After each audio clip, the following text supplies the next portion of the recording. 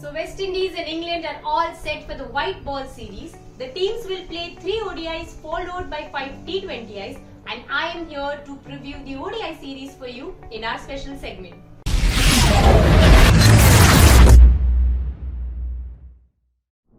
So let me first quickly take you through the schedule of the ODI series.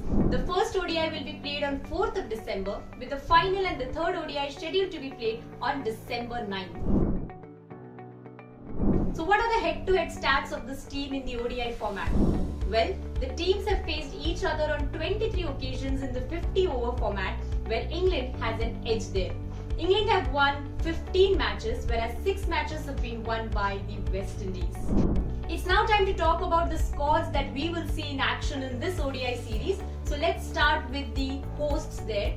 For West Indies, Shemaine Campbell and Kaishia Knight have returned back after recovering from their injury, while on the other hand, Stefanie Taylor, who had sustained an injury during the New Zealand series, has not yet completely recovered from the injury and is missing out on this series.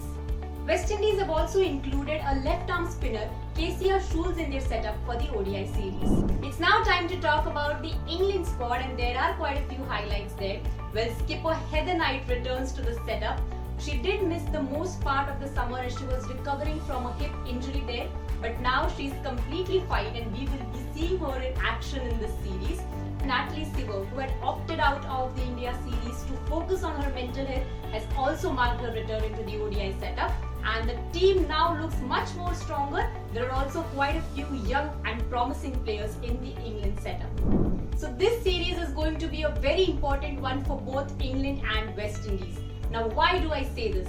Well, because both the teams lost their first series of the ICC Championship cycle 2022-25, and now it is very important for them to bounce back and get those important points. And another thing is that both the teams lost the series at home, and that would hurt them a little more, but now they have the opportunity to turn the tables around, and that's why we are going to see some interesting matches in this series.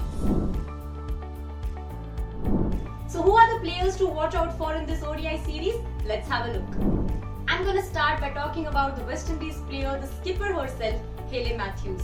Well, we've been talking about the trio of Stefanie Taylor, Hayley Matthews and Deandra Dottin for a very long time.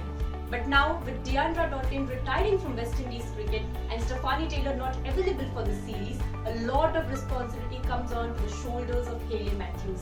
We know that she has the abilities to change the scripts of the game with both the bat and the ball, and that's what West Indies will expect from her in this particular series. She will have to lead the team from the front, and that's going to make it interesting to watch her in the series. Well, next up we're going to talk about Charlie Dean.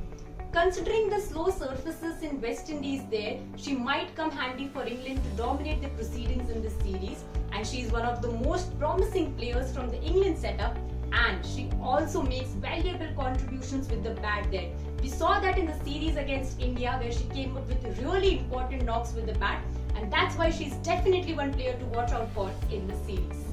Well, the next player that we're going to talk about is Tammy Beaumont. She has a lot of experience under her sleeves. She averages good in the ODI series, and her contributions at the top order will be very important for England. We all know that she did not have a very good time in the series against India, but she will think that this is an opportunity for her to come and make a strong impact for the team, and looking out for her in the series is going to be interesting for all of us.